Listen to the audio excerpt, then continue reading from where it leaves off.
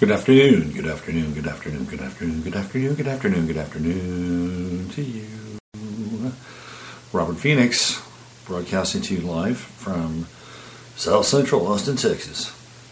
You're listening to the Friday FARcast. It is the midday version that I whip up every Friday. Trying to, go a little bit deeper, stranger, kind of more outside the bounds of what we normally talk about, which is more news-oriented. On the Monday through Thursday excursions known as 15 Minutes of Flame. And we're going to do some of that today. However, we cannot skirt the news portion of it because some of it is quite interesting and bizarre and comment-worthy. So we're going to get into some of that at the top of the show here. How was everybody today? And we are racing through the end of 2017. How quickly it has unfolded before our very eyes. A flammable year in many contexts. The flammable social scene with the riots in Charlottesville. We got another thing coming down here in Florida, by the way, coming up with what's his name? Richard Spencer. Whom I don't really dig Richard Spencer. I mean, it's not the fact that he is a white separatist or white nationalist. Look, people have their belief systems. They can believe what they want to believe. It's okay to be a black nationalist and black separatist. That never stopped Louis Farrakhan of the Nation of Islam for these many years. So I don't necessarily have a problem with people wanting to separate their worlds, their communities, their lives. We are tribal beings. We want to hang out with our tribe. We want to have treaties with other tribes. It's how it works. It's how it's always worked. So I don't have a problem with either position, right? One gets to have it, another should have it as well. And it should be the case for just about any community, if they so choose it, and not to be forced to comply or integrate, whatever that may be. Although our lives are made richer by knowing one another and experiencing and exploring one another's cultures. And that is true, and I firmly believe that. But we also reserve the right to hang out with, live with, and be with whomever we choose to want to be with, even if that includes people of our own color and or our own religious persuasion.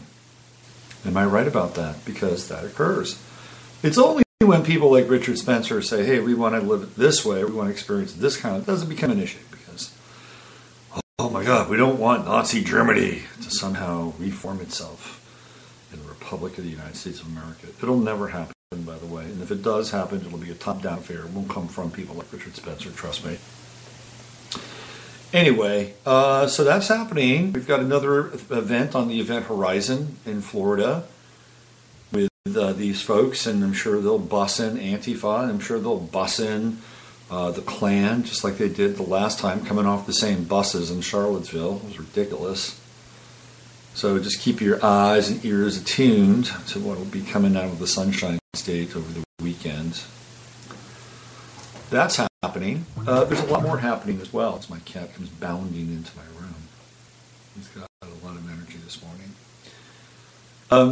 There's a lot more happening as well. So let's try to pull some of these pieces apart here, disentangle them. Of course, there's always some controversy with Donald Trump. There's always somebody going after Donald Trump and his presidency, and most recently, it's this Gold Star family and this congresswoman who's gone after Trump and called him all sorts of nasty names and. That he was inappropriate, disrespectful, and I actually heard a recording of Trump talking with one of the Gold Star families, and to be quite honest with you, the guy was really engaging and sounded like he really cared. And of course, he's got all those planets in Cancer. Even if the clone is channeling the chart. Yeah, he's got all those planets in Cancer. It was really interesting. We did last week's show on cloning Trump, and I got some great responses. Al asked me, well, could the astrological chart of the clone then kick in as the clone takes its first breath? Well, that's a really good question, and hadn't really considered it. So that's something we'd have to kind of file away, and perhaps it would give us another layer of the clone's experience, laid on top of the holographic memory of the person whose consciousness, and not even consciousness, but memory, mind, and intellect have been downloaded into the clone, because the clones don't really have a consciousness like we do. Then Judy asked me, do you think that Trump accepted his clone, or was he cloned against his will? That's a really interesting question. If I know Trump, I would say that he probably said yes to being cloned. And maybe he's already said yes to being cloned. Versus the Camp David version, which is, hey, come on over to Camp David. Relax for a while. Take a load off. Play some golf. Shoot some pool. Swim in the pool. And oh, by the way, while you're asleep, we'll take you to our underground facility and have you copied, cloned. So Trump seems to be the guy that would say, yeah, go ahead, clone me. He's got that Uranus conjunction with the sun in Gemini. Why not? Fits the astrological profile, true node also there in Gemini. Born on an eclipse. So, yeah, why not? The answer to your question, Judy, is I think Trump signed off on it. That's what I think.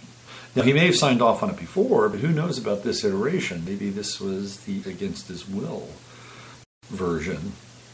Speaking of clones, George W. Bush popped up again, joining forces with Barack Obama, speaking out against the President of the United States.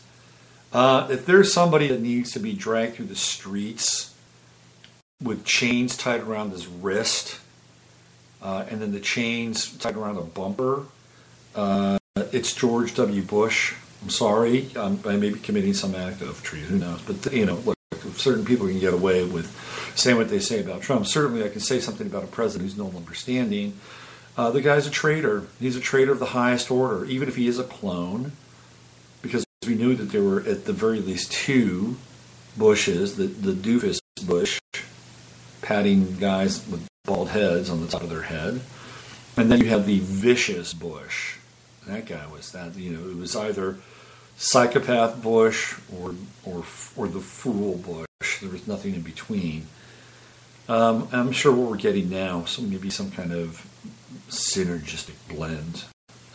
This guy, this being, this character, whoever this entity is a traitor to the United States of America and the entire free world because of his willing and able participation with 9/11, which is one of the greatest crimes against the people of the United States and the world, and since Kennedy, and maybe even ever, because it's changed the face and the topography of everything we've done ever since then. We wouldn't be having a so-called refugee crisis without 9/11, with the intervention in places like Iraq and Syria and Yemen, and of course Libya. It wouldn't have happened. 9/11 gave us carte blanche, gave us a credit card to do whatever the hell we want in the Middle East and Northern Africa. Now we've got troops in Nigeria. How about that? Anybody, did that pop up on anybody's screen? We've got troops in Nigeria. Anyway, this goes back to George W. Bush, and that he sold us this. He sold us this scenario. He was the guy that presided over it. He got all the accolades for being the president that had to deal with 9/11. It was a leadership crisis. He was down there at ground zero. He was wearing his jacket. You're either with us or against us. This was an act of high treason, and this man should not be able to be walking around freely amongst us. I'm sorry, that's how I feel.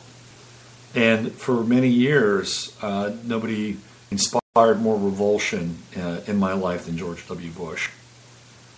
And then Obama came around, and Obama, to me, again, is kind of this very complex figure. and that he doesn't ooze the same kind of evil banality that George Bush does. Now, instead, Obama's evil is very cool. It's very sophisticated. It's metrosexualized and urban. So he doesn't come off with that kind of, that Texas bumpkin kind of good old boy energy vibe. No, Obama is much more sophisticated in his practice and brand of dividing and conquering people, setting the table so that we have to deal with this racial conflagration through all the false flags, the creation of Black Lives Matter, and bringing them all into the White House for multiple meetings. It's like, okay, here we go. Saul Alinsky might as well have been in the Oval Office because it was all Alinskyfied tactics. Then you had Bill Ayers, who's an Obama mentor, having premium access to the White House all the time. So it was a much more sophisticated and urbane style of evil. But they're joining forces. They're joining forces to take down Donald Trump, to denounce the type of government and the type of conspiratorial thinking, which is what George Bush talked about the other day in his speech against Donald Trump and the people that are following or listening to or waking up through the process of Trump. You don't even have to follow Trump. But I'm telling you right now, the thunderbolt of awakening has struck, and it is not going back. It is not going. It's funny to see how the Democrats and the liberals and the progressives are taking George W. Bush into their hearts, giving him succor and shelter from the storm. Oh, we love this man. He was a good president. He was a good man. Are you kidding me? Are you kidding me? You had one person with any kind of cojones during the Bush administration, and that was Cindy Sheehan from Code Pink.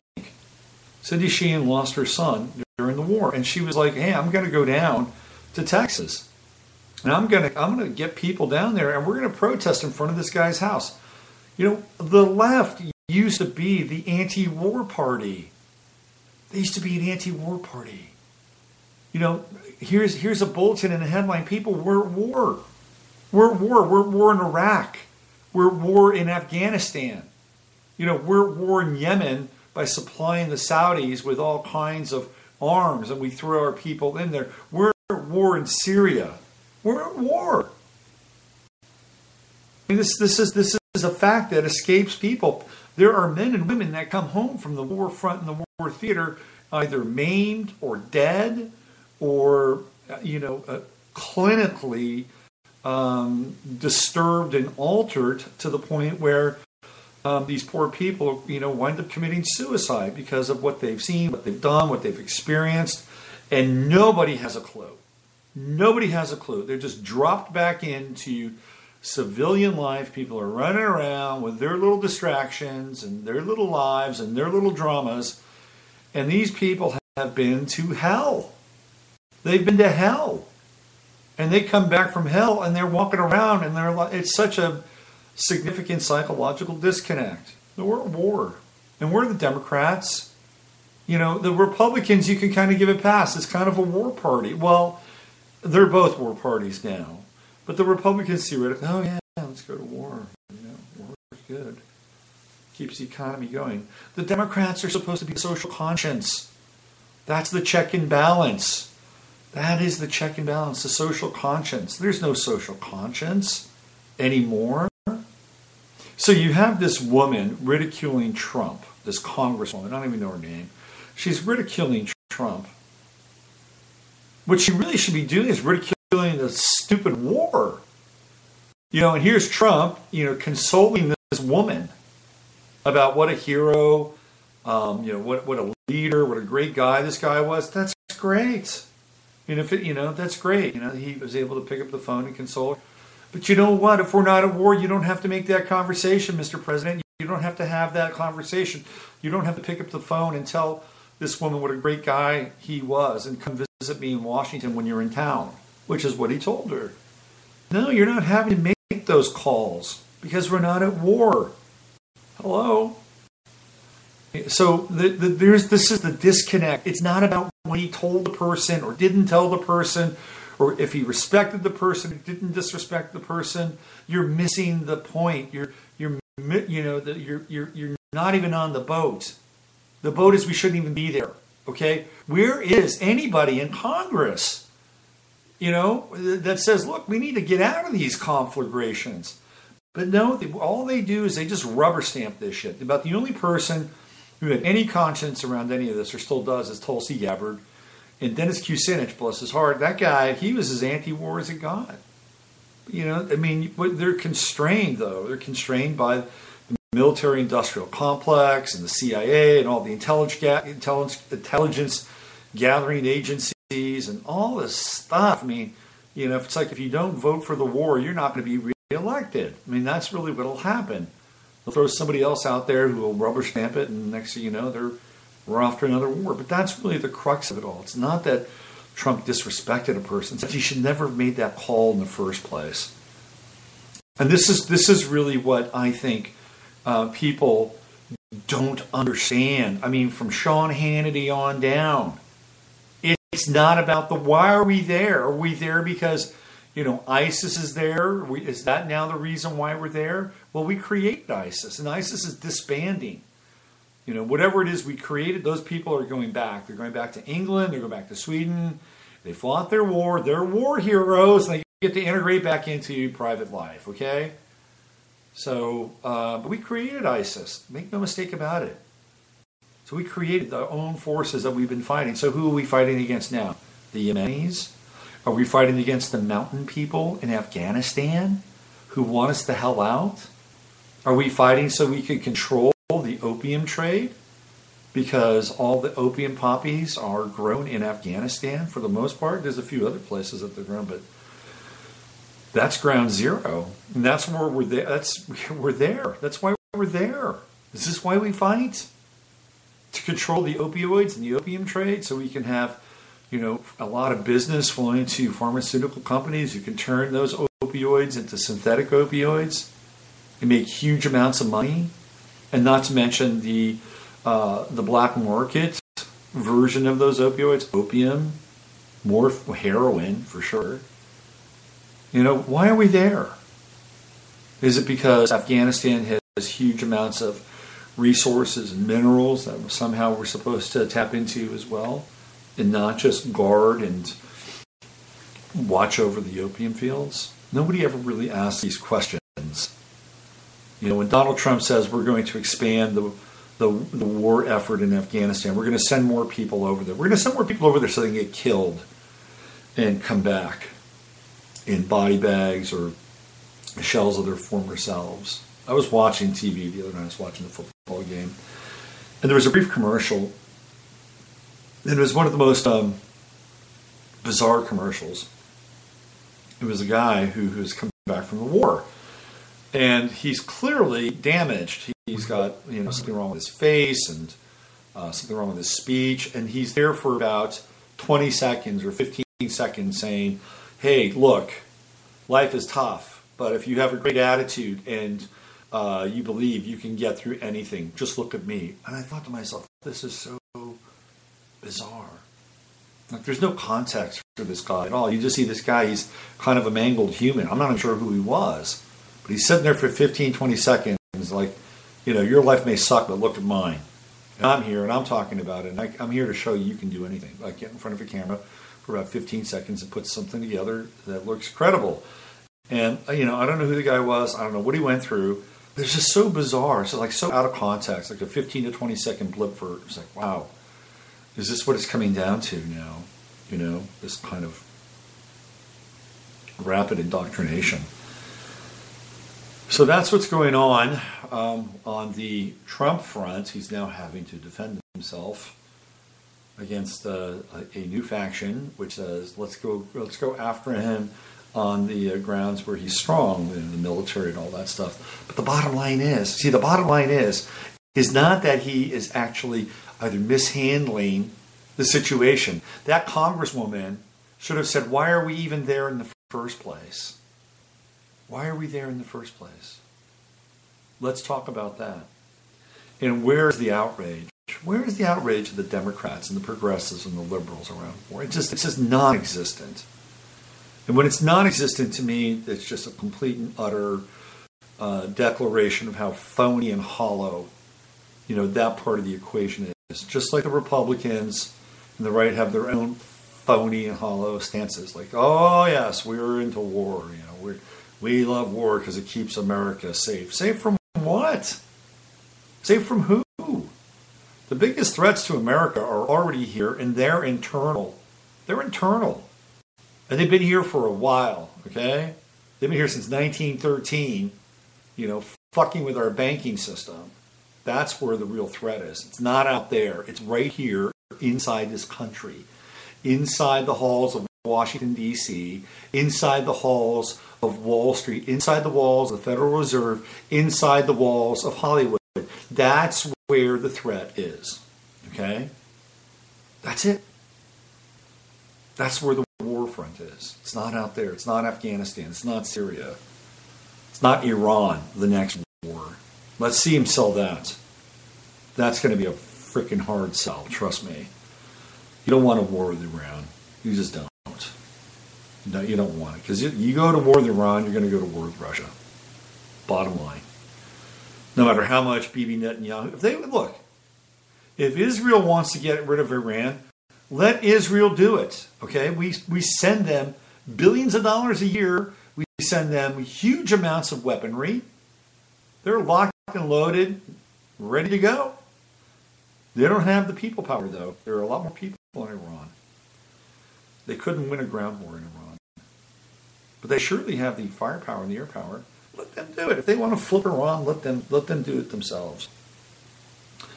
So that's one piece that's happening. Of course, another thread that's taking place.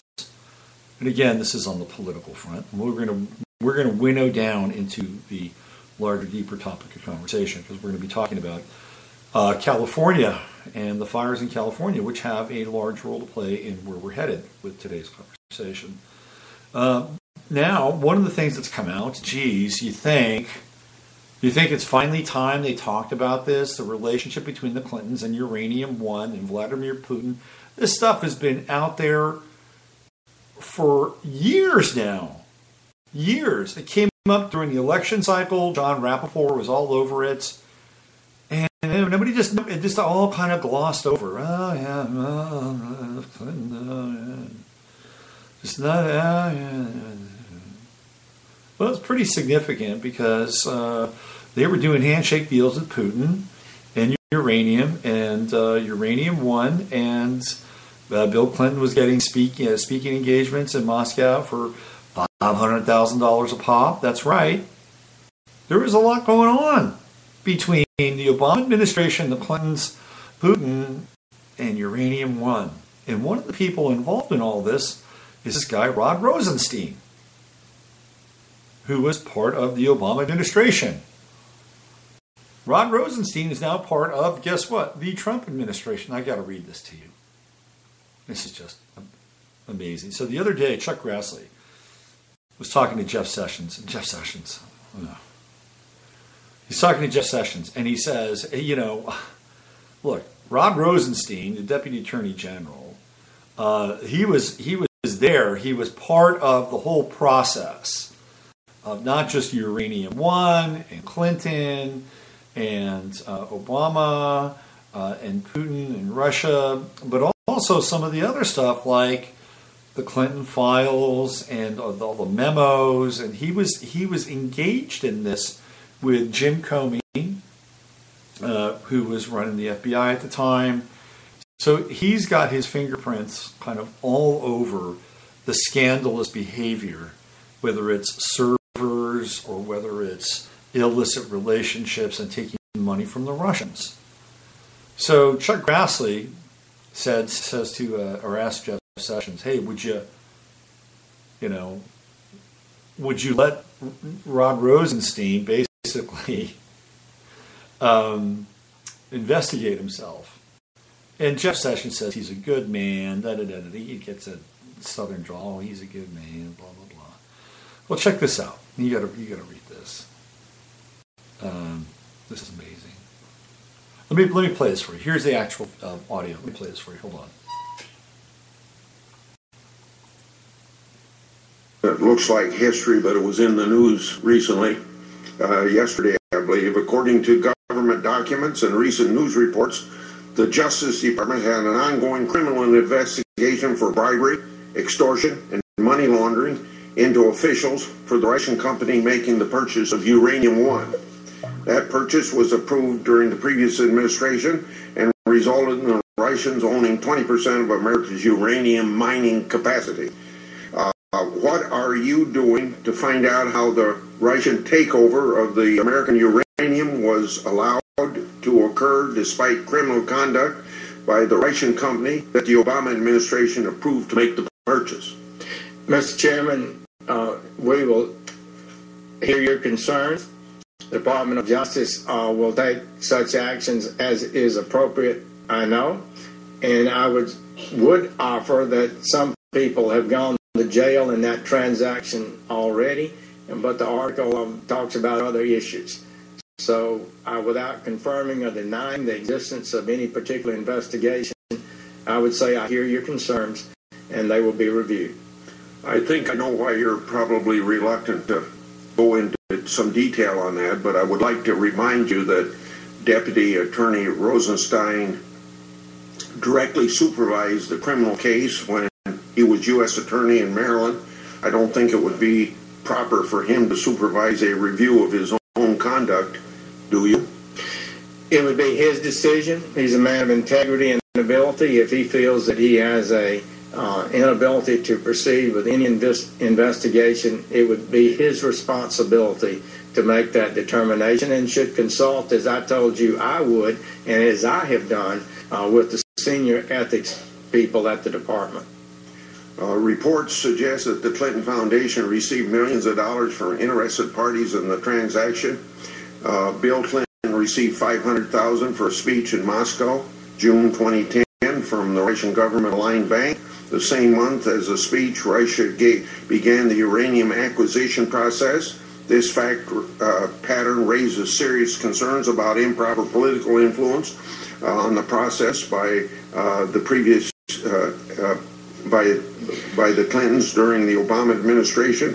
Has the Justice Department fully investigated whether the Russians compromised the Obama administration's decisions to smooth the way for transactions, and if not, why not? Mr. Chairman, we're working hard to maintain discipline in the department. It wouldn't be appropriate for me to comment on any ongoing investigation. Okay, then. Well, there you go. Rod Rosenstein is just a beautiful guy and a wonderful man of integrity. So if he wants to investigate himself, well, that's just fine, because I trust him. I'll read this to you. This is from NeedToKnow.news. Rod Rosenstein, who is the U.S. Attorney who investigated the Russian uranium-1 bribery scandal, now is the Deputy FBI Director in the Trump administration. During that investigation, the FBI uncovered Russian bribery of the Clintons, but the Department of Justice and the FBI did nothing about it. Rosenstein was also on the committee that approved the sale of 20% of American uranium to Russia. Current Attorney General Jeff Sessions, when asked whether Rosenstein will be allowed to investigate himself regarding newly disclosed information on his role in protecting the Clintons, said it would be his decision. Many people, and we are among them, believe Sessions is severely compromised. Of course he's compromised. Of course he's compromised. Because, guess what? He has been part of the Bush crime syndicate for years. Years. He's got a strong connection to the Bushes and the Clintons. Deep State has something on him, and the Attorney General's acting irrationally. No, he's not acting irrationally. How else are you to explain this outrageous behavior to defend the criminal actions of Hillary Clinton and Barack Obama regime?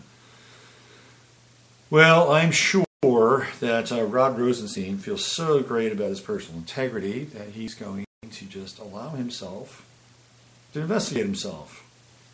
Because if he allows somebody else to investigate himself, well, he wouldn't be really feeling all that good about himself now, would he?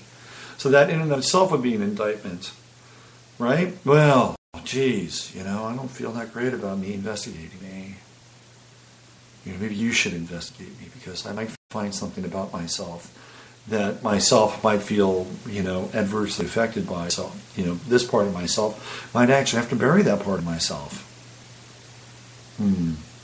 So in which case, I'm just going to go ahead and investigate myself because I feel really strongly. I have such great moral authority and character that I'll find nothing in there that I should be of any consequence or sound any alarms. It's a bunch of crap.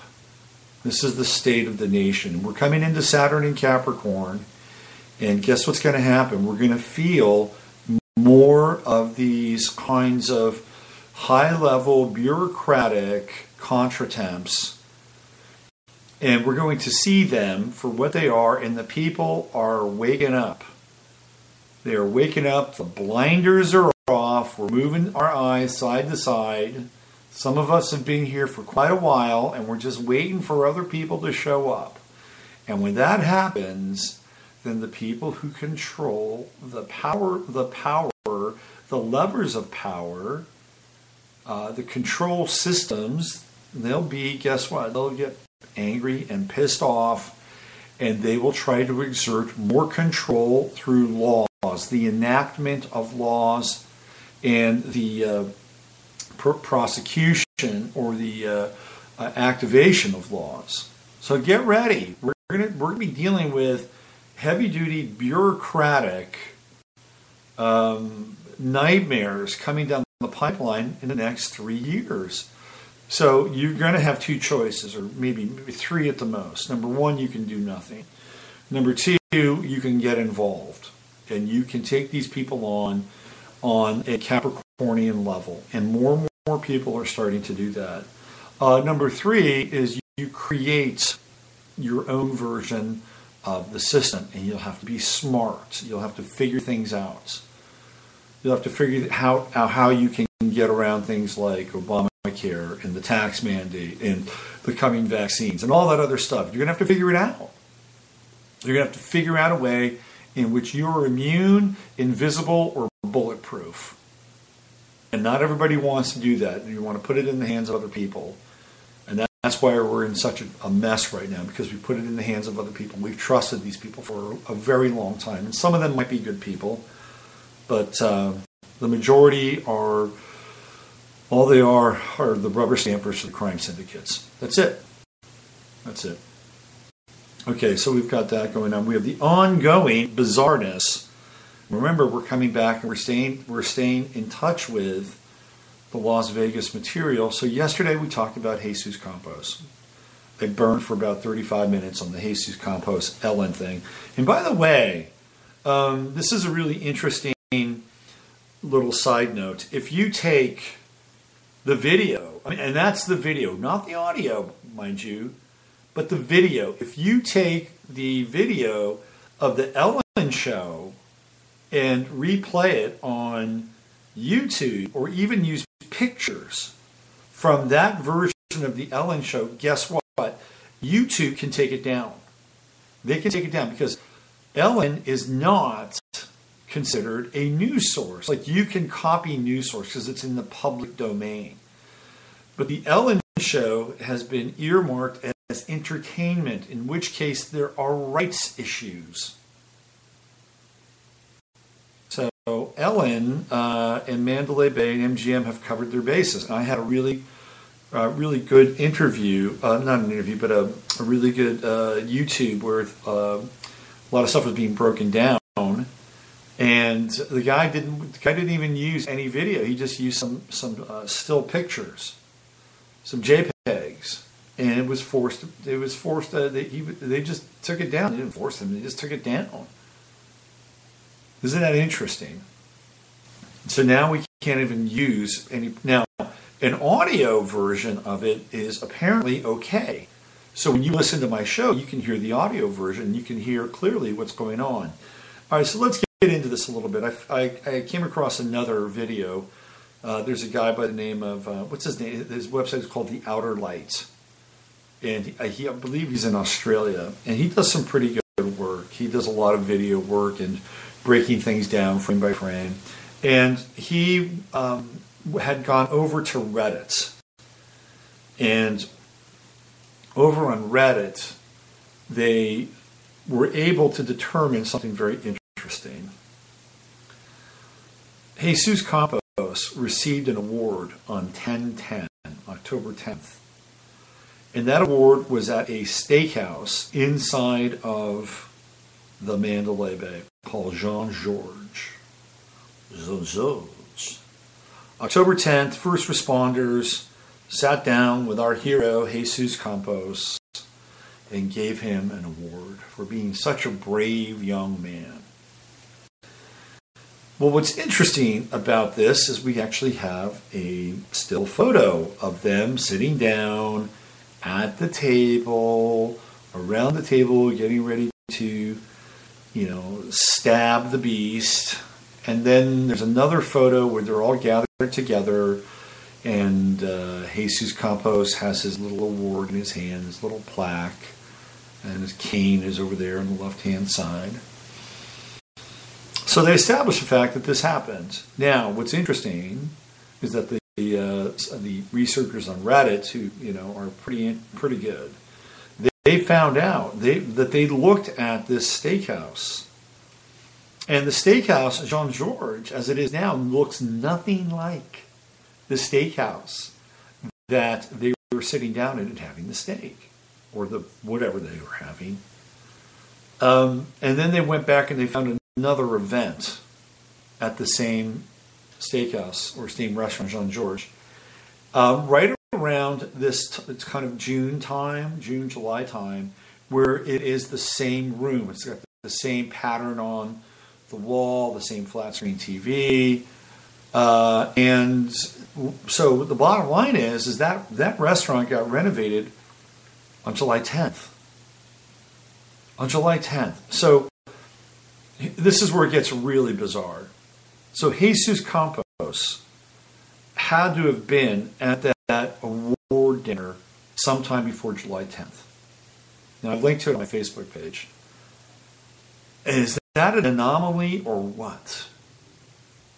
That's a huge anomaly. Now, what's really interesting is that there seems to be some discrepancy around the guy that showed up on Ellen. Now, some people think that he is, because also when you look at Jesus Campos, he was only on the payroll of the Mandalay Bay and MGM for about a month. And apparently he didn't have all the proper certification to be the security guard at that level. And I can't confirm this, but the only person that could have put that data into the computer was the CEO of the Mandalay MGM. Okay, so I can't confirm it. That's what I've heard. So he has a track record there for a month.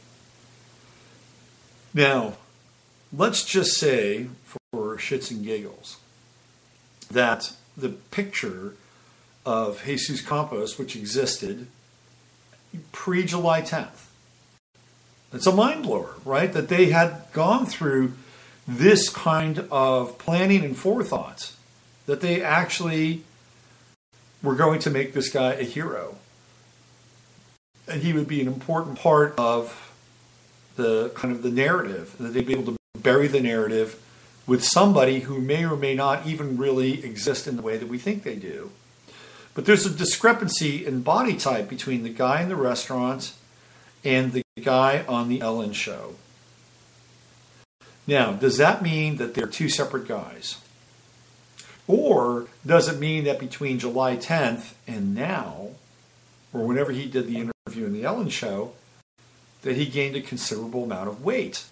That's a possibility, by the way, which would lend credence to the fact that it was done beforehand. Now, the other guy, Stephen Schuck, as I mentioned on the show, he's the guy who's the engineer who supposedly was up there with him. I looked him up on Intellis, and all you have to do with Intellis is have, a bill that you pay, whether it's a utility bill or a license where you're registered, or a credit card transaction, and it links you up with a specific location. And not only a specific location, but other locations. I did it with Stephen Paddock. I got his Intellis report, and it showed all of his properties all over the place. I got his birth date. I looked up Stephen Schuck. I could not find a Stephen Schuck in Las Vegas. The closest Stephen Schuck I found was in Reno, Nevada, and he was 74 years old. So according to Intellis, Stephen Schuck does not exist, at least not in Las Vegas. And you would think that this guy would have been in Las Vegas for what, at least a month, 2 months? Does he live at the hotel? Does he spend anything? Does he have a license? Right? We don't know. So now we've got this kind of new air of mystery and enigma that's floating over Las Vegas because the Jesus Campos stuff is not lining up. It's not lining up at all. And we don't know who he is. He could be that guy. He could be the guy employed there for a month. He could be the guy that's in the restaurants with the first responders from pre-July 10th. He could be that guy. But even if that's the case, then who is he really? If he's only been there a month. The whole thing is completely and utterly bizarre. And it's not going away. People they're wide awake. They're asking really important questions. And the more that we do that, probably the more they're going to get pissed off at some point in time. So let's circle back now because we are continuing to talk about California. And there is alarming evidence now that there were sparks and blue flashes in the sky before the fires actually occurred. So what does this mean? It means that there was probably some high-powered, energy-directed weapon that literally exploded those homes, which are tinder boxes, thanks to all the nanoparticulates, but mostly aluminum, desiccated aluminum, that has been coating everything for the last 30 years. So we have this explosive, because if you look at the photos, I mean, it is almost as if an atomic bomb dropped on these homes. An absolute atomic bomb. And so we covered this yesterday, and there's more and more evidence now that's coming out. And what do you do with that? What do you do with that? You're a resident, and all of a sudden you're talking with other people, and you're saying, holy shit, I saw the same thing, I saw the same. What do you do? How do you deal with the fact that you're trying to wrap your head around directed energy weapons wiping out your home? And these are not conspiracy-minded people. I'm sure they're just people just trying to live their lives. And all of a sudden, they've got to wake up to 22nd century technology, which is literally moving them out. And this is the beginning of the Agenda 21, the Agenda 2030 complex that we talked about yesterday. Now, what's interesting is I just saw Blade Runner 2049. Okay, and there are things inside of Blade Runner 2049 that are very important to kind of wrap your head around. It's the hidden in plain sight stuff like biometrics. It's a very, very fundamental part of the movie. Retinal scanning, it's all in there. It's all part of the deal, right? Replicants are what? They are basically synthetic robotoids. That's exactly what they are. This is what, from last week when I played that audio clip from Dr. Peter Better, this is exactly what he's talking about. The replicant is a synthetic robotoid. And this is what populates Blade Runner.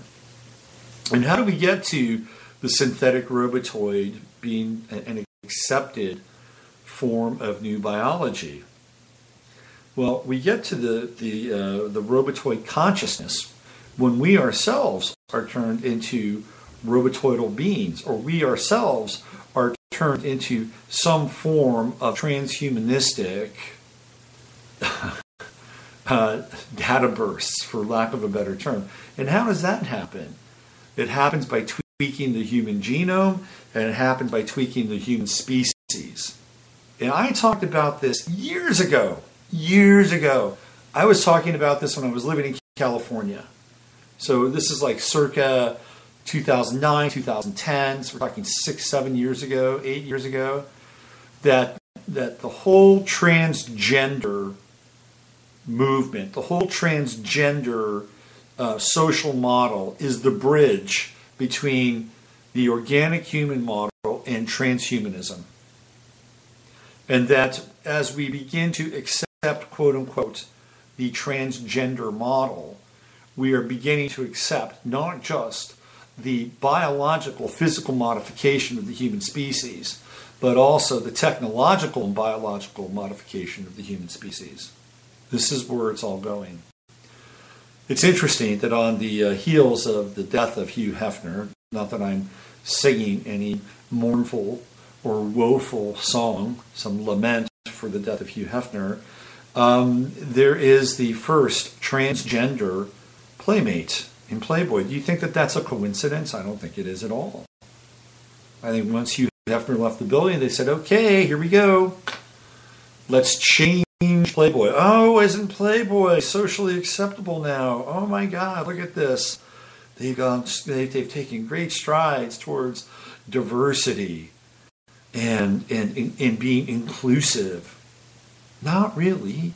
What they're doing is they're getting people's heads wrapped around the fact that this is going to be a normal kind of intimacy. You better get used to it. Better get used to. And by the way, if you look at any number of videos on YouTube, there are people out there. My favorite is this guy, Mr. E. He's hilarious. He talks about how this person's a man, this person's a woman. And he makes great cases for many of them, to be honest with you. So it's not just the centerfold, the Playboy centerfold. No, it's actually that we're being tricked and have been tricked for a very long time. That the women we thought were women have actually, in many cases, actually been men, and vice versa. It's a trick of the mind. But now it's coming to this point where it is going from being disclosed and hidden and occulted to becoming an open secret. That's right, Open Secret, which is the documentary that's coming out about pedophilia and child molestation, which is the next level Harvey Weinstein stuff, and we'll see what happens with that. The whole movement towards being a transhuman, we must go through the gate of transgender first. So what's happening with our kids? Our children, ages 5, 6, Pluto and Capricorn kids, they're actually hanging out in places like libraries and school libraries, school auditoriums, and there is this nationwide program now where they're bringing drag queens in to read like fairy tales and who knows what else to children. It's like this underground network of drag queens that are getting into kids' faces and consciousness with horns coming out of their heads. I mean, really crazy, bizarre shit. Like, as a parent, I don't know what parents are thinking these days. I mean, maybe because these kids now that are 5, 6, 7 years old are the children of millennials, which is true. Maybe millennials are much more open to this. I don't know. I'm not a millennial parent. I'm a pre-millennial parent, and if that was my kid, 5, 6 years old, and Susie Satana, the lovely drag queen, came in to read to my son, I'd not be real happy, to be honest with you. I'm sorry. Call me small-minded. Because this is a level of indoctrination, social indoctrination. They want to get children used to looking at people like this.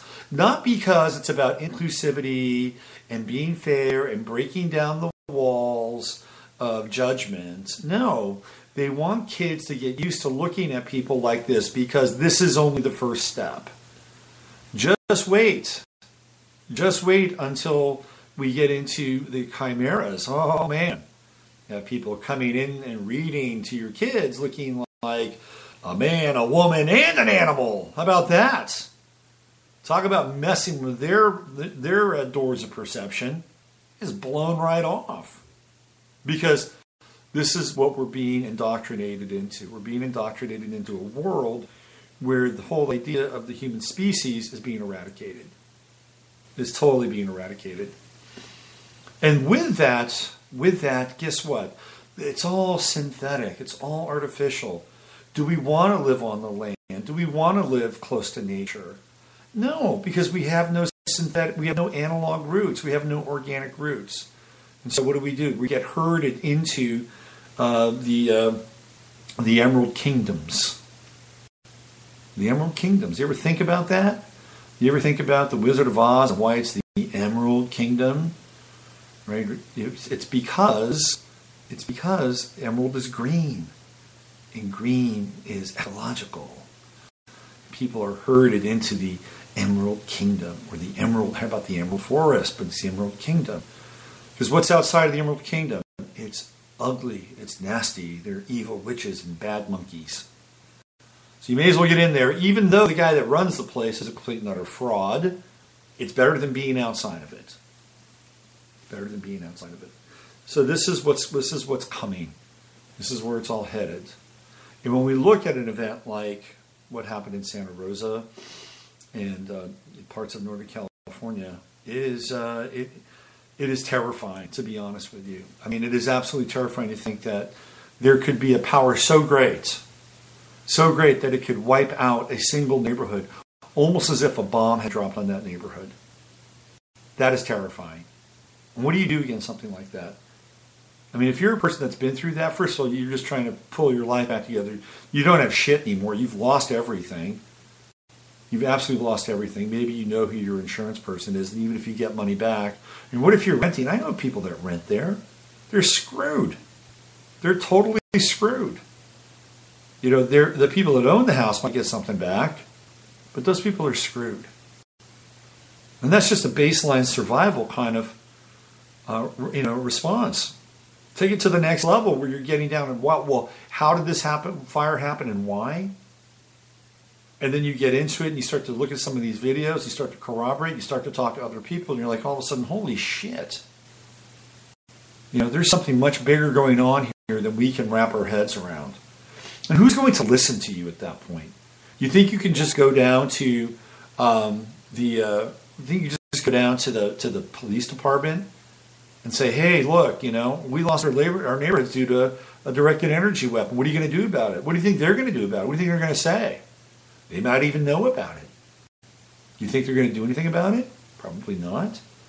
So then where do you go? Well, they're not going to be that responsive. Oh, let's talk to the congressman. Dear congressman, congresswoman, whatever. We lost our neighborhood due to an energy-directed weapon, and there's about 500 of us that have signed this petition. And you need to look into it. Where do you think that's going? Nowhere. Fast. Well, if that doesn't work, what about going to the local TV? You sit down with a reporter. There's about 4 or 5 of you. And the reporter asks you all these questions and looks very concerned. And then they edit the entire thing to make you look like a bunch of screaming, blithering conspiracy theorists, or may not even make the air at all. Welcome to the world that's unfolding. And I'm sorry if you're living in Santa Rosa, you live in Santa Rosa, Northern California, where the air quality is horrible, and who knows what kind of pathogens have been unleashed. You have our utmost sympathy and empathy. I can't even imagine what that's like. I just can't imagine to have to deal with that. We don't have a roadmap anymore, do we? There's just, when you hit something like that, there's no roadmap. You've come to the end, man. That is like a cul-de-sac of reality. What do you do? Who do you go to? How do you break through? I mean, it would take almost a superhuman kind of effort to move that needle in that event. Wow. And even with the Vegas stuff, you got all these people running around talking about how there was shots fired at the Hard Rock Cafe, and all this stuff was going down on the streets, and nobody's paying attention. Mainstream media is not paying attention. The FBI doesn't want to hear it. This is part of the deafening silence. Unless, of course, they're promoting their version of reality. Oh, it was just a fire, a random fire. Thunder and lightning. Oh, it's just a random guy up on a 32nd floor. He just snapped. Couldn't handle it anymore. Had all these guns. And that's it. Case closed. Ellen says, you're not coming back. You're done. Aren't you done interviewing people? You're not going to talk to anybody else anymore, are you? Of course not. It's been too traumatizing. So we are entering into some very interesting times. Very interesting times. One of the things in Blade Runner, which I wanted to bring back to Blade Runner, is not only the replicants in the synthetic biology, but they talk about 12 Days of Darkness in Blade Runner 2049. 12 Days of Darkness, which means that the entire planet goes blank and we lose everything. Which is something that Regina and I were talking about yesterday when we did our little Q&A. So that's part of this script inside of Blade Runner. And it's really interesting, too, that inside of Blade Runner 2049, they come back to Las Vegas, because that's where Deckard is hanging out in a rundown version of Las Vegas. And, of course, we just had our big event in Las Vegas. So, are we headed towards that kind of 10 to 12 day period of darkness? And what would that do to us on the planet? And not only that, but they talk about all the data being erased. Think about that. Think about how that would impact us. It would be very significant. Of course, things would come back online at some point, but the world would be very, very different. It would be like an AD and a BC, or whatever they call it these days. I'm getting a message by somebody. This guy usually sends me very inspirational things. He's a nice guy. I wanted to bring some humor into today's show, if I can.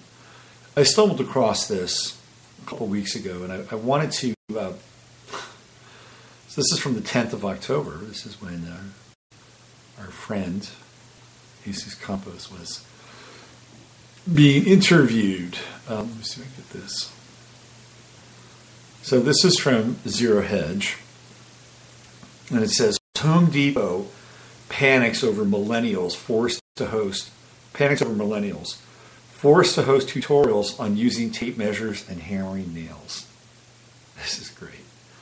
I gotta read you this. As Wall Street analysts celebrate the coming of age of the millennial generation, a group of young people who are supposed to lead another revolutionary wave of consumerism, if only they could work long enough to escape their parents' basement, retailers like Home Depot are panicked about selling into what will soon be America's largest demographic, but not for the reasons you might think. While avocado resellers like Whole Foods only have to worry about creating a catchy advertising campaign to attract millennials, Home Depot is in full-on panic mode after realizing that an entire generation of Americans have absolutely no clue how to use their products. As the Wall Street Journal points out, the company has been forced to spend millions to create video tutorials and host in-store classes on how to do everything from using a tape measure to mopping a floor and hammering a nail. Home Depot's VP of Marketing admits she was originally hesitant because she thought some of their videos might be a bit too condescending, but she quickly learned they were very necessary for our pampered millennials. In June, the company introduced a series of online workshops, including videos on how to use a tape measure and how to hide cords that were so basic some executives worried they were condescending. You have to start somewhere, Mr. Decker says. Lisa DiStefano, Home Depot Vice President of Marketing, initially hesitated looking over the list of proposed video lessons chosen based on high-frequency online search queries. Were we selling people short? Were these just too obvious, she says. She asked her team. On the tape measure tutorial, said, come on, how many things can you say about it? Ms. DiStefano says. And just in case you think we are joking and or exaggerating, here is Home Depot's tape measure tutorial in all its glory. Should I play this? When did I play this? Hold on.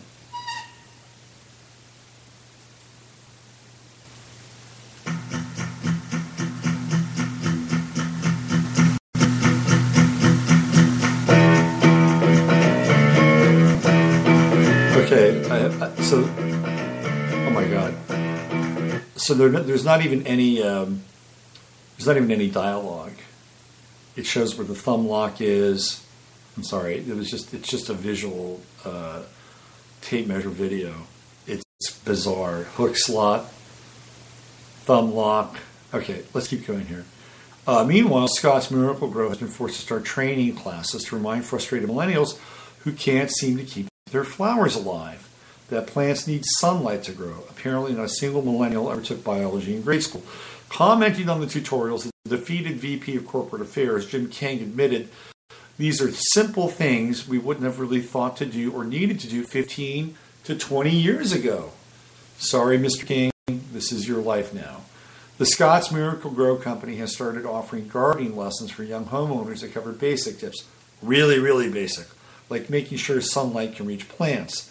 These are simple things we wouldn't have really thought to do or needed to do 15 or 20 years ago, says Jim King, Senior Vice President of Corporate Affairs for Scott's. But this is a group who may not have grown up putting their hands in the dirt, growing their vegetable garden in mom and dad's backyard. They grew up playing soccer, having dance recitals, and playing an Xbox, says Scott's Mr. King. They probably didn't spend as much time helping mom and dad out in the yard as their predecessors or their predecessors' predecessors. Companies such as Scott's, Home Depot, Procter & Gamble, Williams-Sonoma, West Elm, and Sherwin-Williams are hosting classes and online tutorials to teach basic skills as how to mow the lawn, use a tape measure, mop a floor, hammer a nail, and pick a paint color. Unfortunately, at least for the Home Depots of the world, millennials now represent the largest demographic in America, with 4.75 million 26-year-olds roaming the streets of New York, San Francisco, and Los Angeles without a clue as to how to use a tape measure. I think it's a little unfair. I would say that there are people inside that demographic that know how to use a tape measure, but do the majority of them? I don't know. Apparently, not according to these companies. The biggest single age cohort today in the U.S. is 26-year-olds, who number 4.8 million, according to Torsten Slock. I'd like to have that name, Torsten Slock. Chief International Economist for Deutsche Bank. People 25, 27, and 24 follow close behind in that order. So it's the 26-year-olds. They're the hammer. And then 25, 27, 24. Many are on the verge of life-defining moments, such as choosing a career, buying a house, and having children.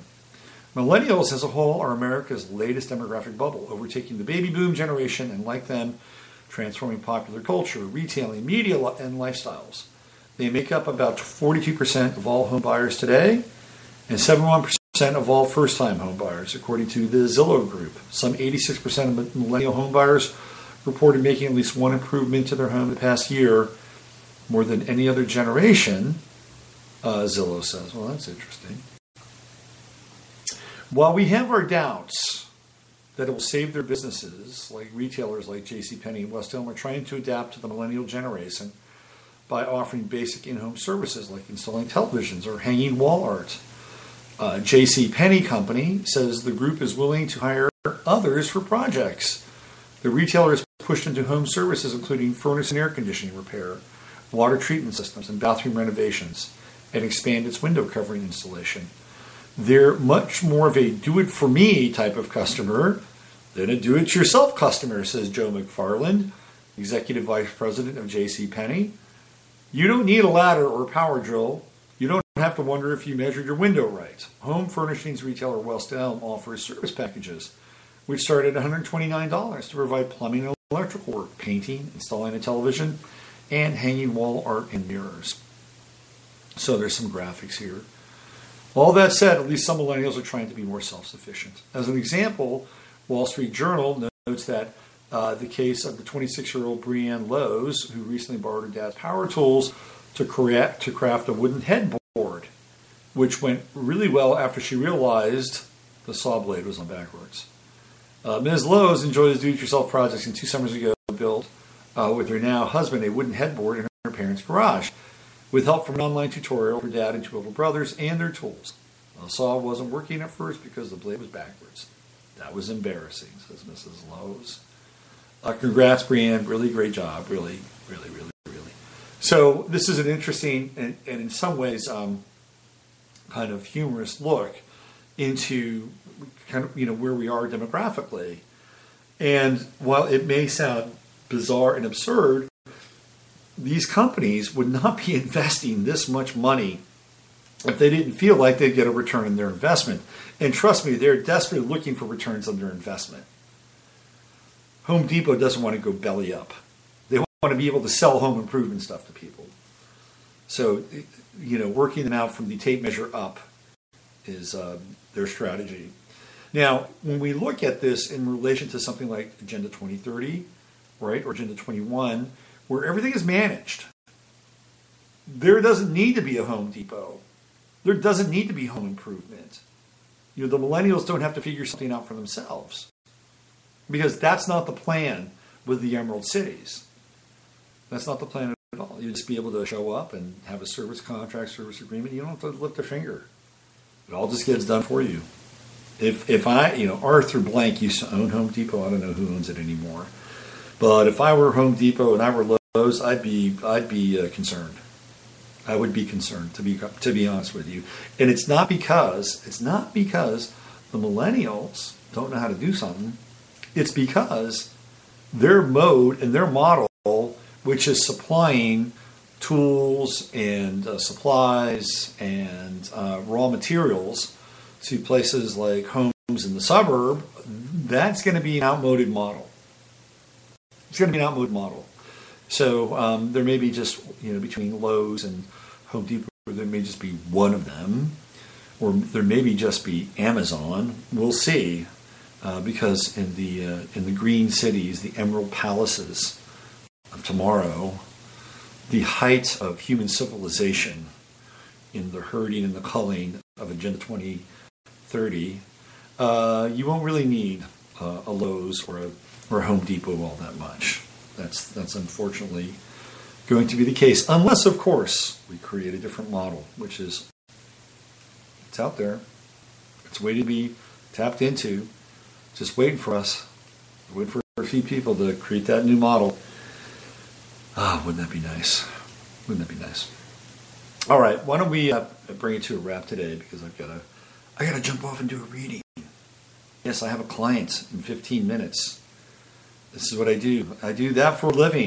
This is what, and I really appreciate the people that have donated to the show, and it's, helped me stay afloat and keep things moving. Thank you so much.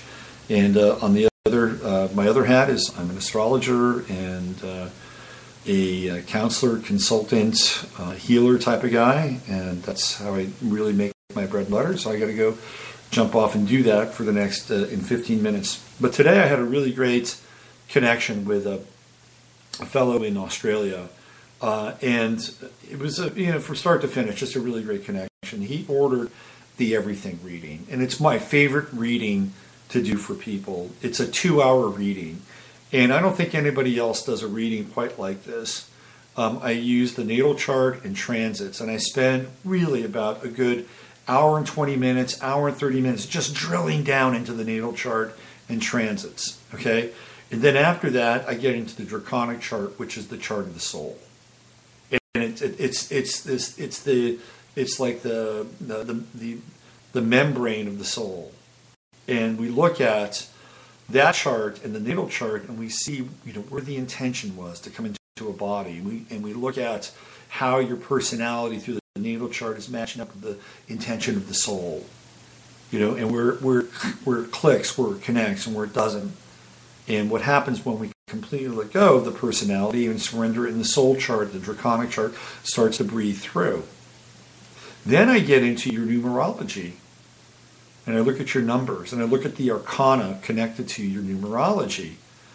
And guess what? We start to begin to see patterns, big macro patterns in terms of purpose, incarnation, and the deeper structures of your life. And then I bring in the Mayan calendar, and I bring in the wave spell through Jose Arguelles. And it's a whole other level. Again, there's resonation. There's resonation that moves through all these different levels of the chart. It's my favorite chart to do, my favorite reading to do. It's a 2-hour reading. I get totally into it. When I'm with the natal chart for an hour and a half, it almost feels, to be honest with you, I hate to use the word, but it almost feels like I'm channeling at times. I get super excited, and I go right into the heart of this thing. So that said, one of the reasons I'm sharing this with you is that this weekend, which we're kind of going through a new moon here in the final days of Libra and getting ready to move into Scorpio, just as we move into Scorpio, Sun in Scorpio, conjuncting Jupiter in Scorpio, it's going to be a very powerful time. I'm offering everybody that's listening to this broadcast, whether you're listening on Spreaker or you're listening through YouTube, I'm going to give everybody from now until the let's make it through next Friday. Because I also have the webinar, the Saturn and Capricorn webinar over on Astrolata. But if you'll get a week. You'll get a week to sign up for the Everything reading, and I will give you a $50 discount on that reading. Okay, just tell me that you heard this on the broadcast, and $50 discount is pretty significant. But the cutoff is next Friday, so it's probably better if you jump in before next Friday. Now, if you do it, you'll have to put 2 hours aside of your life, just so you and I can really connect. So I'm making that offer to everybody. It's the Everything reading. It's my favorite reading on my website. And for a week, you're going to get a $50 discount on that reading. All right, why don't we stop it right there? And I'll be back on Sunday night with the live stream, and we'll get into some more astrology on Sunday night, and who knows where that'll take us. But we know where we are now, and we know the drill. Use your head to discern what's real, your heart to open on what's possible. I'm Robert Phoenix. Have yourself